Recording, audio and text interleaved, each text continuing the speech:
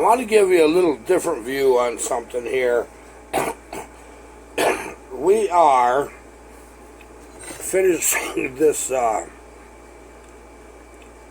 test saw. Now, how many ways can you build one of these 372s? It's not that I'm like super bored with them. I know what works, but I want to try something different.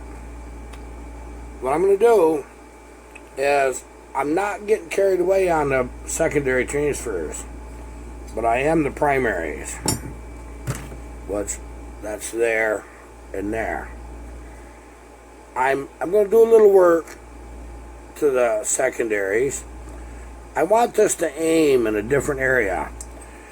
Now, I'm going to orient this toward the exhaust, so that keep in mind that what I'm going to tell you, in every case, it does this.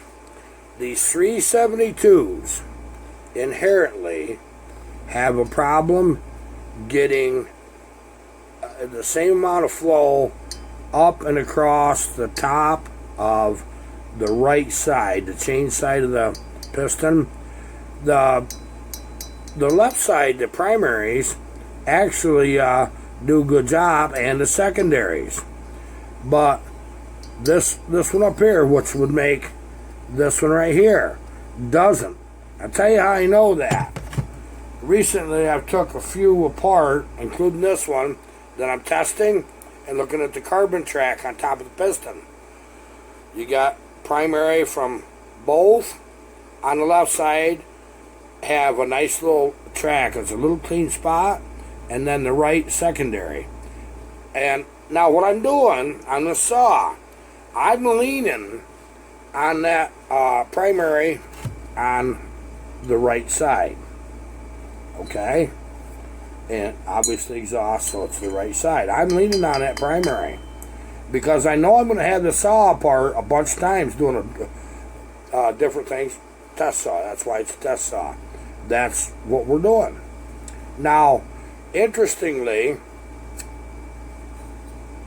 I have decided to get very, very serious. I mean, very serious with the primaries. Because what I'm trying to do is I'm trying to get them where it's 2/3 back from center toward the intake is where they cross, because we know the secondaries will cross right above the intake roof. So if I can get these transfers, the primary ones, to cross about 2/3 back, that'll level things out. Now, I might do a little cleanup on my exhaust. I'm going to do this one step at a time. I'm not really touching them numbers. I'm doing my intake because I've already went through the same process. It's wrote in stone what I do. And I'm going to stick to that. Now I'm working out how do I get even coming across the top. Okay, so I don't want to edit this video. So what I'm going to do is just pause you, and then I'll move the groove. Never tried this before on video. Something I have never even thought a thing about telling you. And you guys have seen me spray this right on the saws and clean them with it. And in the past, I've had people say, "Oh, you shouldn't put that on the saw because the ammonia, it'll etch the plastic, you know." Well, it's not Windex. This is Dawn Dish Liquid and Water. That's what this is. I tell you what I use it for, actually, why I even got it out here, is I use it for cutting fluid. You machine shop guys know the advantage of that. Yeah, I know they make a cutting fluid for aluminum, but this works quite nicely. Now, I'll go ahead and show you what we're doing here. And I could probably get the light where you can see down them when I get them where I want them. What I'm doing is just a little finish work. Now, if you'll notice, I anchor my thumb. Okay, I'm going to try to do this so you can see the technique. Now your burr, whatever the depth of the cut, these are double helix. They make single helix too. This actually is cutting fluid. You might as well say it. It helps keep your tooling from building up somewhat. And what it also does, it makes that aluminum cut much freer, much nicer. And I'll just sit there and watch.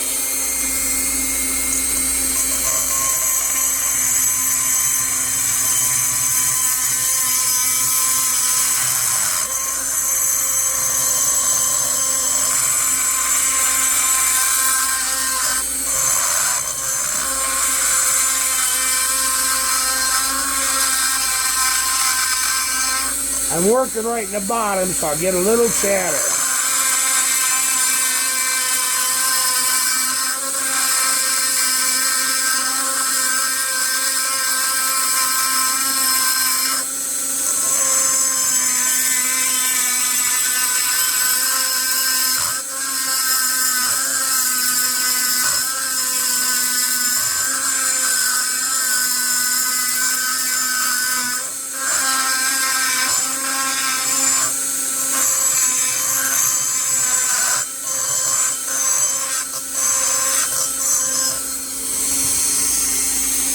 If you have to erase anything, let's see, get wavy,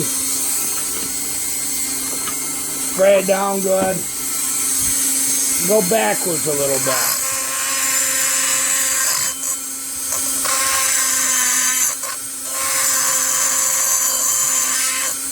Just lightly.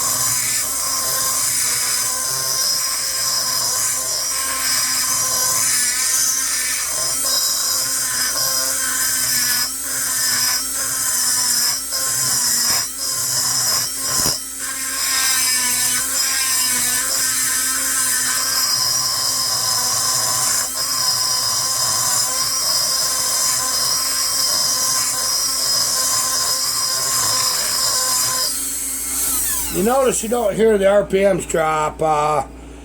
This is about 15,000, 14,500 that I'm running.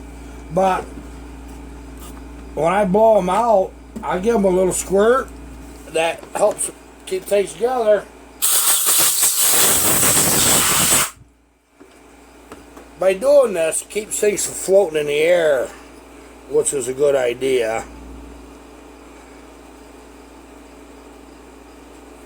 Now, I'm going to try to show you what I see right here. Now, you'll see, I'm going to try to explain it to you on the way.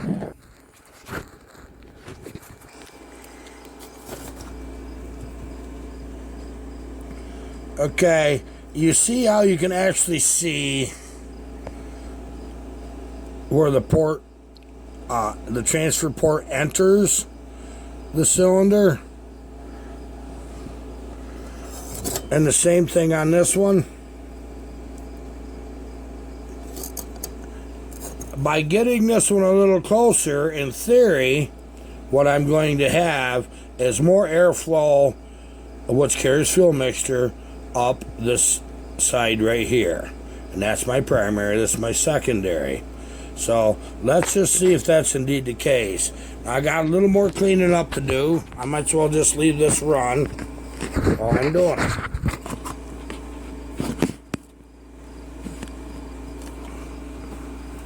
Kind of hairy.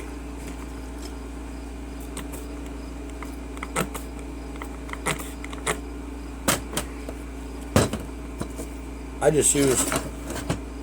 use my pliers, screwdriver, anything. to get it in the position that I want.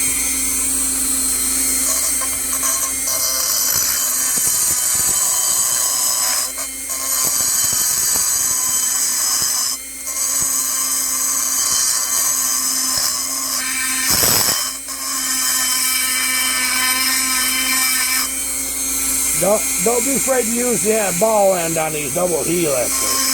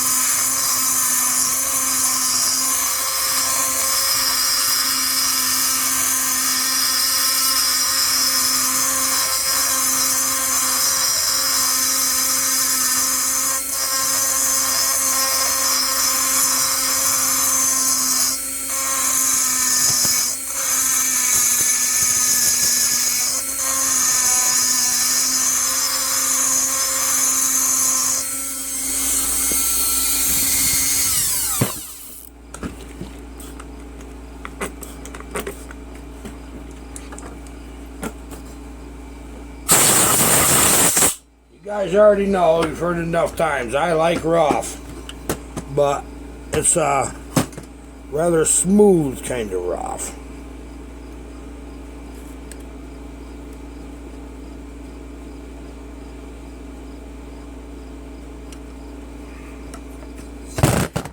What the nice thing is, if I don't like this, I just keep right on, take cylinder off, keep right on going. But I think I want to do this. Got a little more to do on this side here. And we're going to jump right into the intake, and you can help me.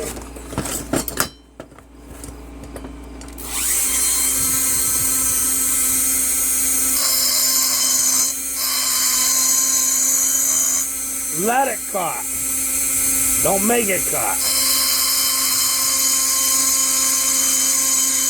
Nice and slow.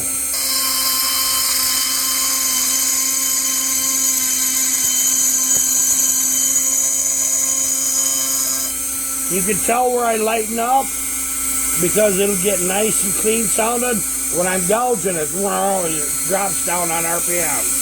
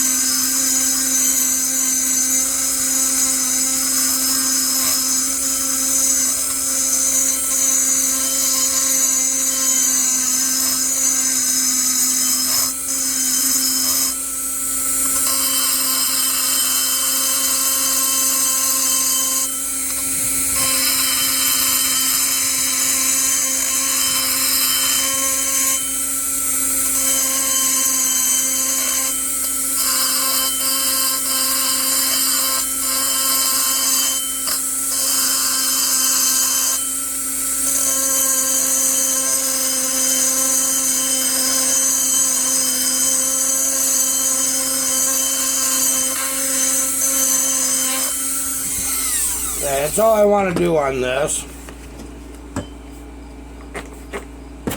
Spray it down and blow it out. Well, that'd be funny if that right there is my freaking thumbnail.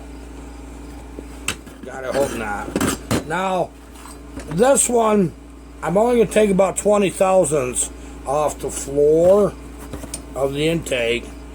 And I don't know if I can get you where you can see that, but we'll just kind of wing it for a bit, alright?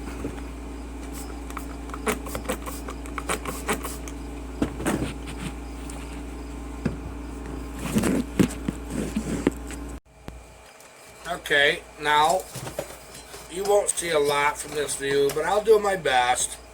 And actually, I think I want it right flat on the bench for this part here.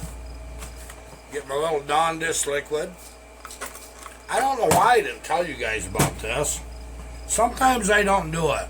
Sometimes, but I generally anymore I do. I use the long distance liquid water.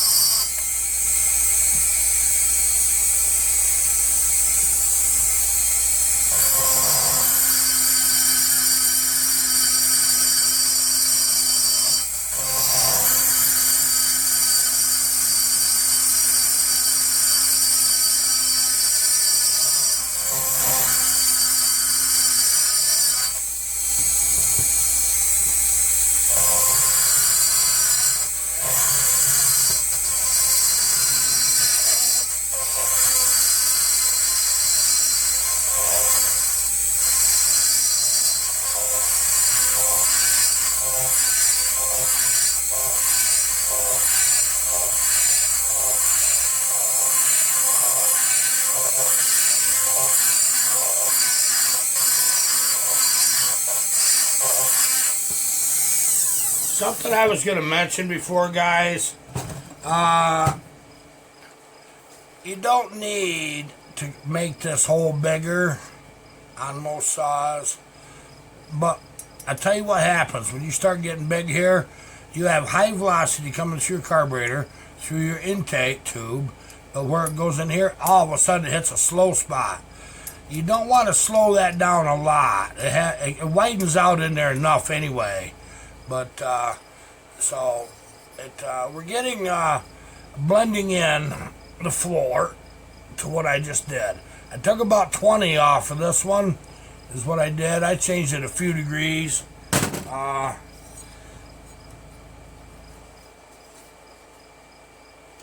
going to take just a little more.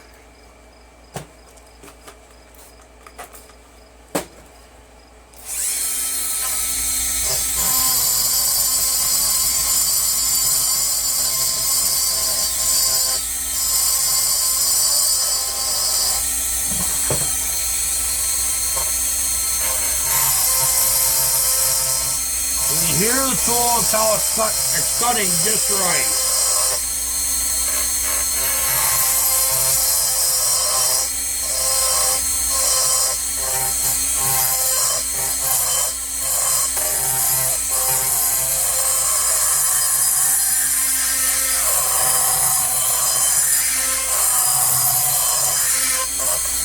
I'm going round and round it and just I get it rough. It ain't rough enough.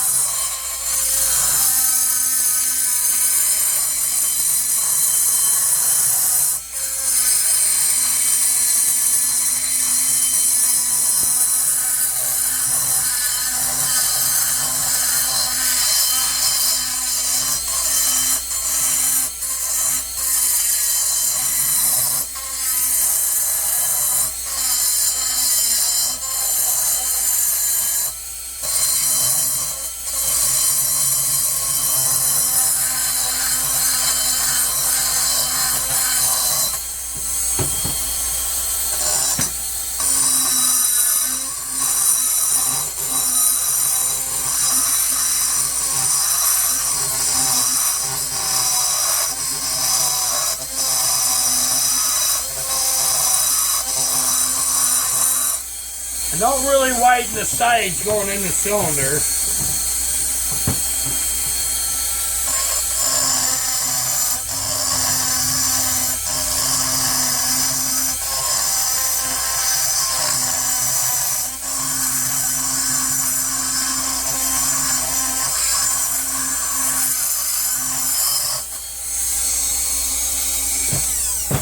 Now comes the fun part, guys. You're gonna love this one.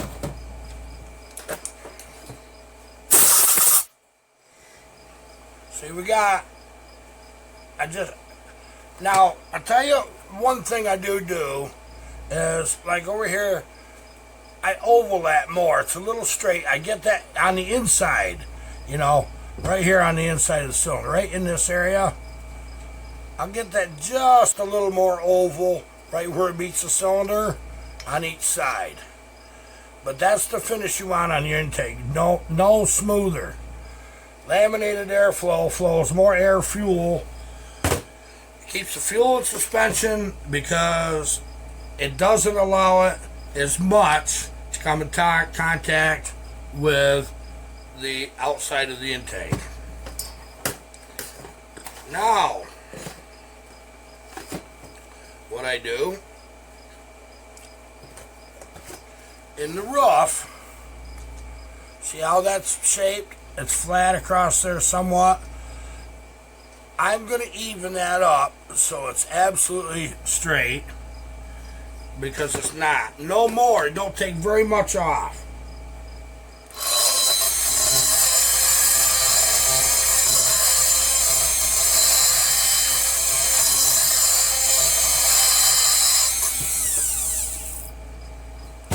Okay, now we're straight. Okay, now I'm going to show you another little trick. Right up in this corner and in that corner there on the inside, I am going to do something. I've showed you this before, but I'm going to show you again.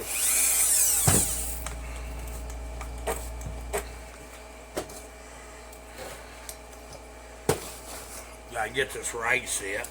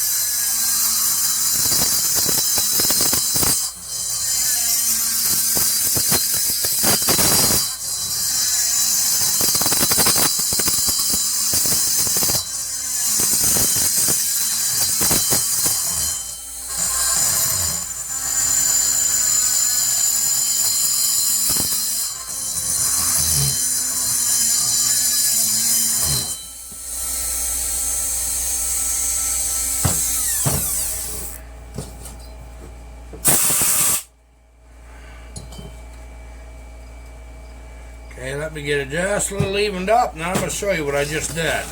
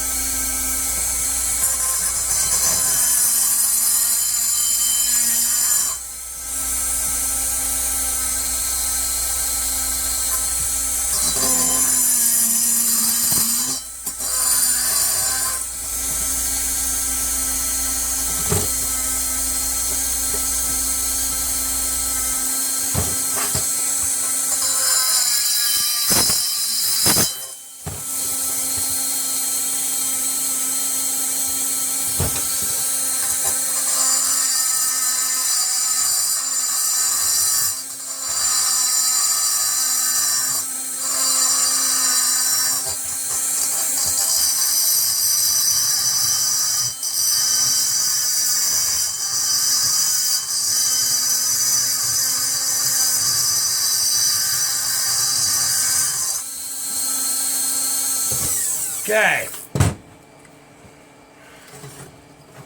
Here's what we got.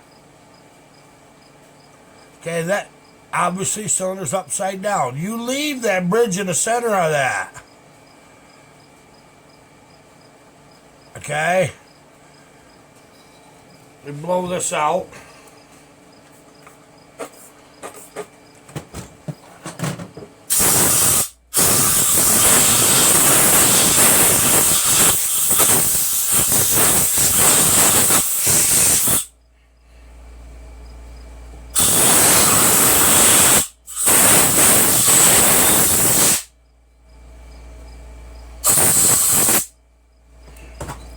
And look at it.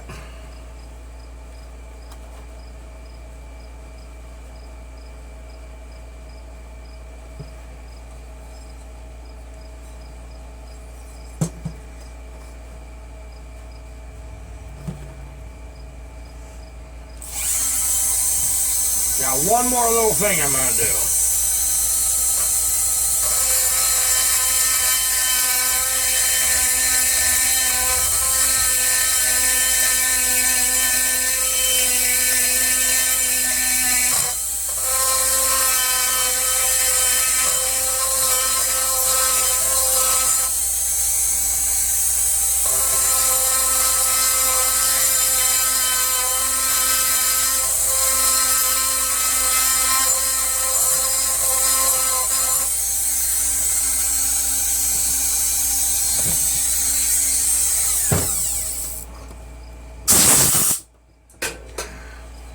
Now you'll see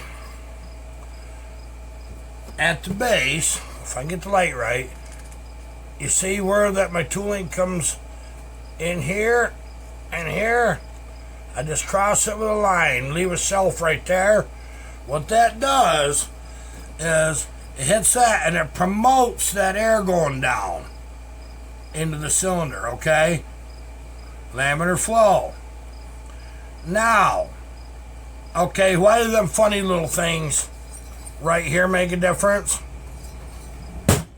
You know something?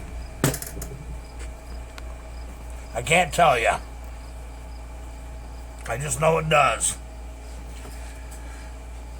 I can tell you why I think it does. I think what it does is that as the air slows down, going down into the crankcase, and it's meeting that spinning crank, I think what it does is it makes the air tumble forward and around this way. Follow a pickup truck that's driving in a fog that is a square body or something that doesn't have great flow characteristics. That fog folds like this and then it goes around like this. I think that's what it does. If you took that bridge out right here, your saw wouldn't run. I'm going to tell you. It might not run good. But this works. I hope this phase of this has been good for you. I hope you learned something. I hope I learned something too.